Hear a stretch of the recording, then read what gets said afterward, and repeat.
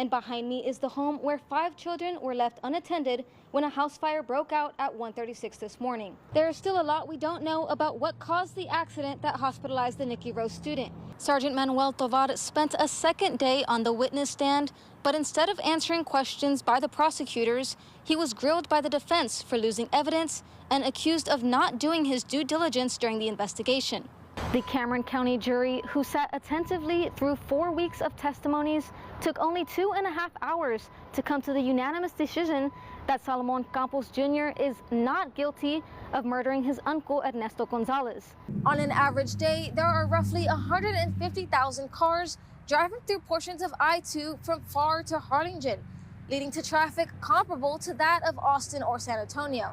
Border Patrol agents monitor areas like this called landing zones, where rafts drop off the migrants. And as you can see, they leave behind wristbands like this, which cartels and smuggling organizations use to track the people they help cross. I spoke with the National Weather Service team yesterday, and they told me they've been hard at work tracking the storm. Is to just avoid driving on those wet roads as much as possible, but if you do decide to go out on the roads, make sure your car is properly equipped for extreme weather. South Padre Island Water Rescue says it's important that you know how to stay safe during these conditions. Gonzalez appeared emotionless this afternoon as the jury found him guilty on 1 count of criminally negligent homicide. He was also found guilty on 1 of 4 counts of injury to a child. Can you talk a little bit about how it felt yesterday when you heard the not guilty verdict? It was overwhelming and sad. I'm afraid that justice was not done yesterday. Do you think that moving forward you might ever have a relationship with your cousin Sonny again? No, ma'am. No. Right now, as you can see, people are still out enjoying the beach, but many are not letting their guards down as officials continue to look out for sharks following multiple attacks. I spoke to a Rio Hondo resident who told me ever since this pier opened 2 weeks ago, it's been packed with people. Having fun? It's kind of cold. The preliminary vote showed a narrow approval of the new learning material. The Texas Education Board voted 8-7 in favor of moving forward, meaning school districts could likely see the new curriculum as an option for the next school year. People are spending the holiday in the sand instead of the snow and at some food for thought top performer locations. Janelle. Well, Derek, it may be Christmas Eve, but it feels like summer out here. Lots of people swimming in the water and laying on the sand, and they say they prefer this weather over a white Christmas.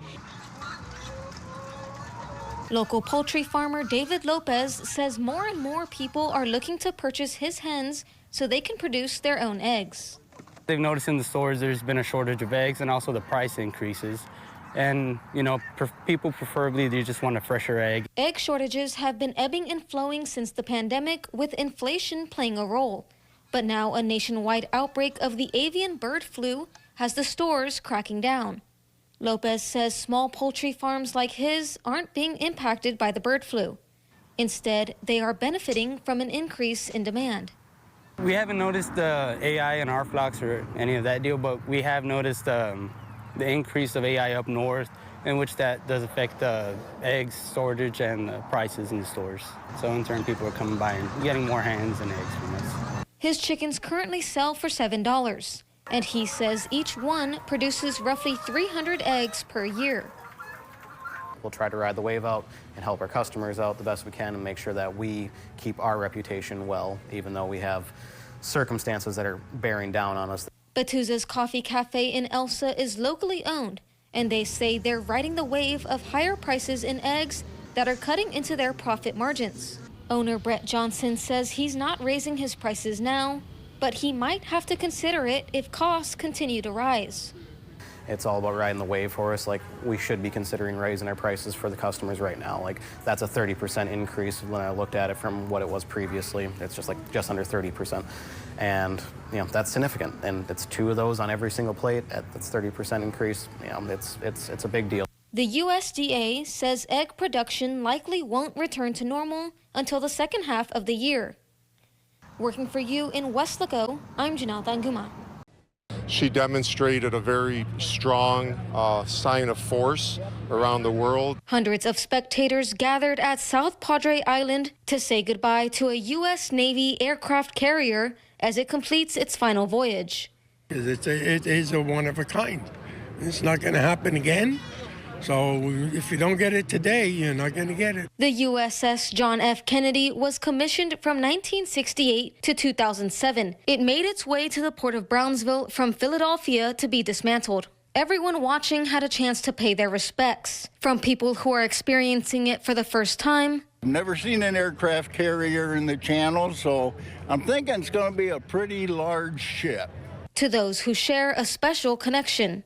A piece of my youth is still on that boat. I got to see it when it was born, and I got to see it when it's dying.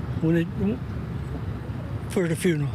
In nearly 40 years of service, the USS Kennedy conducted 18 deployments across 6 seas. Named after President John F. Kennedy, it was christened by his daughter in 1967. Lawrence Maines, an original crew member, remembers the day it happened. Carolyn was there, I remember that. She christened it with a bottle of champagne and the Blue Angels flew over. The ship's final voyage served as an opportunity to reconnect old shipmates and as a somber sight for veterans who remembered what it was like to serve their country. So today was kind of bittersweet for me. Last time I walked off of her, she was in ship shape. I'll probably shed some tears. It's going to be a somber moment for me. Working for you in South Padre Island, I'm Janelle Tanguma.